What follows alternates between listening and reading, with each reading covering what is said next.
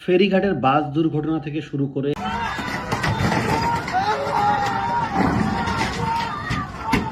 এই ঈদে যতগুলি দুর্ঘটনা হয়েছে খুবই মর্মান্তিক, খুবই খারাপ। মানুষকে ঈদের যে শুভেচ্ছা জানাবো সেই ইচ্ছাটাও করে নাই। ফেসবুকে যেটা পোস্ট দিব যে ঈদের শুভেচ্ছা সবাইকে, কি দিব?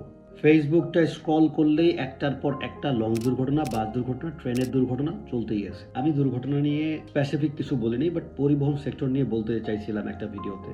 আমি লিঙ্কটা শেয়ার করে দিব এই ভিডিওর কমেন্টে। সেখানে কিছু কথা বলছিলাম, আমি ওই ভিডিও নিয়ে আর কথা বলতে চাই না, এখানেই আবার বলতে চাই পুরো বিষয়টা। দেখেন, বাংলাদেশের শিক্ষিত মানুষগুলি অশিক্ষিতর মতো। আমার এই কথাটা যারা হার্ড হন না, ইউনিভার্সিটিতে যারা পড়েন, যারা অনেক ভালো পড়াশোনা করছেন, ভালো প্রফেশনে আছেন, প্রতিটা মানুষ হয়তো ভাবেন যে বিদেশে গেলে মানুষ এত সমালোচনা করে কেন, দেশের এত সমালোচনা করে কেন। আমি নিজেও ভাবতাম যে বিদেশে আসলে মানুষ কেন দেশের মানুষের এত সমালোচনা করে, সোসাইটির এত সমালোচনা কেন করে।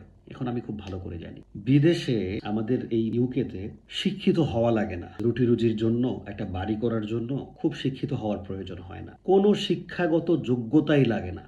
আপনি ড্রাইভিং করতে চান, আপনাকে জানতে হবে যে সিপিআর কিভাবে দিতে হয়। আপনি ড্রাইভিং করতে চান, হিউম্যান রাইটস সম্পর্কে আপনাকে জানতে হবে, যে একটা মানুষকে আপনি মারতে পারবেন না, অ্যাসল্ট করতে পারবেন না, গালি দিতে পারবেন না, শাউটিং করতে পারবেন না, এগুলি আপনি এমনিই জানবেন। আপনি সিকিউরিটি জবে যান, অন্যান্য জবে যান, যে কোনো জবে যান, এখানে টার্মস অ্যান্ড কন্ডিশনস এর মধ্যে ওই জিনিসগুলো থাকে, ওইগুলো সব সময় বলায়। আপনি শিক্ষিত হন বা না হন, ডাজন্ট ইভেন ম্যাটার, আপনাকে কিছু জিনিস জানতেই হবে। সেই কিছু জিনিসের মধ্যে সেফটি একটা ব্যাপার, হেলথ অ্যান্ড সেফটি থাকে, দেন হচ্ছে যে রাইটস। তাহলে দুইটা জিনিস, health and safety and rights. আমি কখনোই বলবো না যে বাংলাদেশটা ইউকের মতো হয়ে যাবে, সিঙ্গাপুর হয়ে যাবে, দরকার নাই। কিন্তু একজন ড্রাইভারকে সঠিকভাবে মূল্যায়ন করে, তাকে সম্মান করে, তার পড়াশোনা থাকুক বা না থাকুক, তাকে বাধ্য করে এক্সাম হলে বসিয়ে লাইসেন্স দেওয়া সম্ভব? অসম্ভব কোনো কিছু না। সিপিআরটা কিভাবে দিতে হয় ইংরেজির দরকার নেই, বাংলায় তাকে বুঝিয়ে দেন, নিয়মগুলো শিখান, সে বুঝবে। একটা মানুষ যখন সিপিআর অ্যাপ্লাই করতে পারে, একটা মানুষ যখন হেলথ কনসিয়াস থাকবে, একটা মানুষ যখন হিউম্যান রাইটস জানে, আপনি কি মনে করেন যে সেই মানুষটা ওভারটেকিং করতে যে আর কারো প্রাণ নিতে পারবে না? কারণ তার এতগুলা রুলস, এতগুলা ইথিক্স, মানে ড্রাইভিং এর থিওরিতে তার এতগুলা জিনিস তার শিখতে হবে এবং বিশ্বাস করতে হবে যে সে ভালো মানুষ হয়ে যাবে, মোটামুটি সে সবগুলাতে অ্যাওয়ার্ড থাকবে। সো আমি যে এই কথাটা এখন বলতেছি, আমার বলার কারণ হচ্ছে বাংলাদেশে আমি বাইক রাইডিং করছি হচ্ছে যে 6 বছর একটা না। সো আমি খুব ভালো করে ড্রাইভারদের হচ্ছে যে মেন্টালিটিটা জানি, বাইকারদের মেন্টালিটিও জানি। গাড়িতে অনেক উঠছি, পুরো বাসে সবাই গালাগাল দেয় হেল্পারকে এবং হচ্ছে যে ড্রাইভারকে, ড্রাইভারদের মাথাও খারাপ থাকে। এবং ওভারঅল যে ব্যাপারটা, তারা দাঁড়িয়ে থাকে মানুষ নিয়ে, বাসটা ভর্তি করে তারপরে যাবে। একটা বাস যদি সময় মতো ছেড়ে যায়, পরের বাসটাও যদি ওই টাইম মতো যায়, 10 মিনিট পর পর হয়, 1 ঘন্টা পর পর হয়, হোয়াট এভার একটা শিডিউল থাকতে পারে, তাহলে ওভারঅল টাকাটা তো ওই কোম্পানিতেই যায়, তাই না? অন্য কোম্পানিতে তো যাবে না। সো তাদেরকে এই একটা প্রতিযোগিতার মধ্যে ঠেলে দিছে কারা? যারা সিস্টেম মেকার, তারাই। সেই মানুষগুলা তো আসলে ততটা শিক্ষিত না, ততটা সচেতন না, এবং তারা তো চাইলেও সেফলি হচ্ছে যে ড্রাইভ করতে পারে না। তাদেরকে সেই ড্রাইভ করার মতন রাস্তা তো দেওয়া হয় নাই। রাস্তা আছে, বাট ফ্লাইওভার থেকে নামার পরে দুই পাশে দুজন পুলিশরা হচ্ছে কি জিজ্ঞেস করে, কি কথা বলে জানি না, একটার পর একটা গাড়ি আটকাইতেই থাকে, তাদের সাথে গল্প করতেই থাকে। অনেক সিচুয়েশন এমন আছে, যেখানেই যান সামনে খবর নেন, পুলিশ আটকে রাখছে গাড়ি। ভিআইপি সিগন্যাল, ভাই একটা লেন ছেড়ে দেন না, একটা লেন ছেড়ে দেন। যদি ভিআইপিদের এত কদর করতে হয়, একটা লেন ছেড়েই দেন। কিন্তু পুরো রাস্তাটা এইভাবে তো ব্লক করে রাখা ঠিক হবে না। এইভাবে সমস্যাগুলো জটিল করতে করতে করতে করতে ড্রাইভারদের লাইফও হেল হয়ে গেছে, কন্ট্রাক্টরদের লাইফও হেল হয়ে গেছে, এবং আপনি যে পরিবেশটাতে আছেন সেই পরিবেশটাও কিন্তু আর ভালো নাই। দিন শেষে আমরা ভিকটিম যখন হই তখনই কথা বলি, এছাড়া কখনো কথা বলি না। আমাদের সেফটি কোথাও থাকে না। আমাদের প্রতিটা জায়গায় সেফটি মেনটেন করে এই বাংলাদেশেই থাকা সম্ভব। পরিবহন সেক্টরে বলেন অথবা কারখানায় বলেন, সব জায়গায় সেফটি হচ্ছে যে ফার্স্ট প্রায়োরিটি দেওয়া যেতে পারে, যদি সরকার চায়। এবং সরকার তখন চাইবে যখন মানুষ চাইবে। আমি কখনো সরকারকে দোষ দেই না, কারণ সরকারকে কিভাবে দোষ দিব?